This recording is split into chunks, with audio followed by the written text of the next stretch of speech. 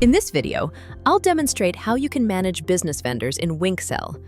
Vendors supply goods or services to the business and create account payables. Your business may have many vendors whom you should add to the system so that their accounts are prepared automatically.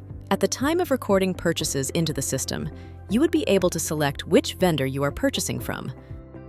From the admin panel, click on the Vendors button here, and then click on the Add New Vendor button.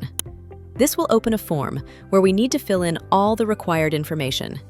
Enter the vendor name, email, TRN, contact, address, payment period, and then click on the Add button here.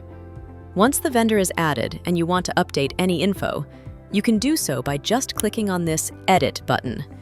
Now, let's move to the vendor assignment interface, where you can assign any vendor to any branch of your business. By default, this vendor is assigned to all the branches of your business. The green color represents assignment.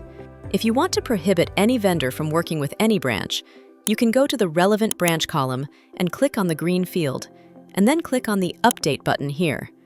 The vendor will become unavailable for that branch. This way, you can allow or disallow any vendor from supplying goods or services to any of your branches, and the system will prepare their accounts automatically.